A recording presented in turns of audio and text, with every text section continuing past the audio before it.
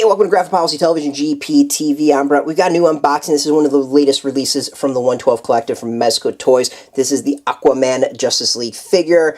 Taking the design from the film and bringing it to the 112 Collective. You can go and see what we can expect here. Seems like this figure is going to be pretty sparse in what we get. We get Aquaman himself, the trident, mother box, some hands, the base, all that. Not looking at any alternate heads or anything like that. So this is all going to be about the detailing of the figure, I have a feeling, and the posability of it. So let's go and open it up and show off what you're going to get with this. As far as boxes, it's a pretty standard box. There's nothing underneath other than the normal stand, so we're going to kind of pass that over.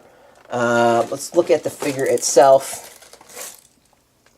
and check things out. So we got a little Aquaman action. I always like to do the stand to start, see how well the figure poses.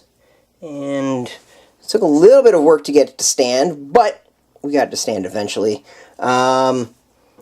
Initially, obviously coloring is very drab. It's some browns and more browns and a little bit of gold, but bronze or whatever, but mostly brown. But there looks to be a lot of detail on the figure. Let's go with the movement test that we always like to do. As far as the foot, there's not much up and down. There's definitely normal side to side. As far as the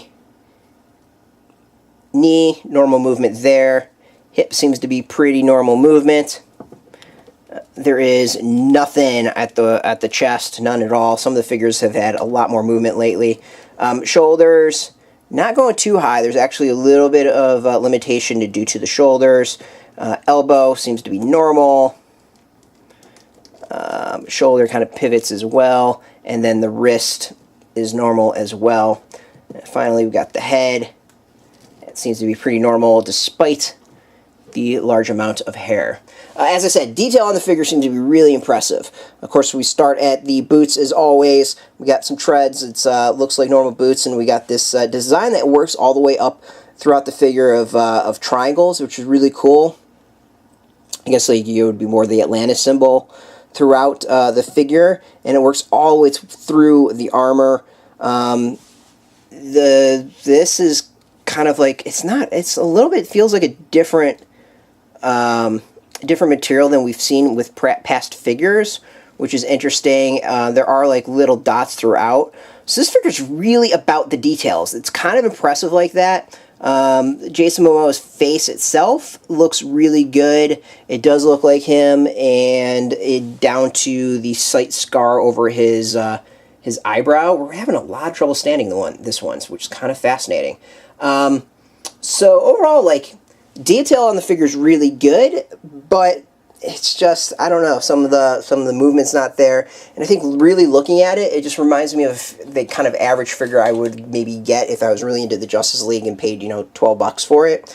So there's not much that really stands out to me that makes this a premium figure. It's high quality, don't get me wrong. The detail's fantastic. The production's fantastic. It's just, I don't think there's any pop to it that makes me super excited beyond the normal.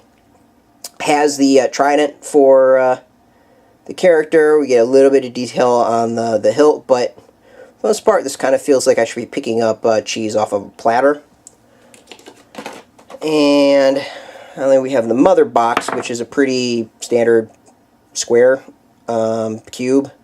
There's not much to it other than this design on it and the coloring. We also have 3 sets of hands. That's about it. The figure's not bad. There's a lot of detail to it. Don't get me wrong on that. But it's just missing that one thing that really makes it pop and stand out from the rest. So this is one I'm kind of mixed on. If you're really into Justice League, if you're really into Aquaman, if you're really into Jason Momoa, go for it. Otherwise, I might wait until see if you can get a deal on this, or you've bought everything else. So this one's a bit mixed for me. Not bad, but we've seen better.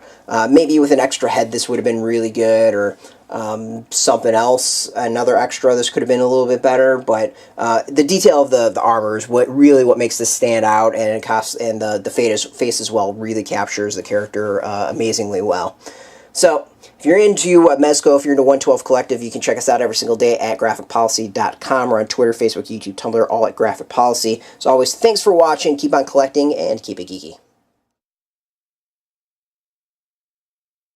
Hey, thanks for watching the previous video from Graphic Policy Television. Just by watching, you help support our site. Thank you so much. Now, if you're watching these videos, you probably care about geeky things like movies, television, comic books, toys, games, video games, you name it. You can go and subscribe right now to our YouTube channel to stay in touch and catch all the new videos, or check out our website at graphicpolicy.com. There's a nice link on this end of the video. But as always, thank you for watching. Keep on rocking and keep it geeky.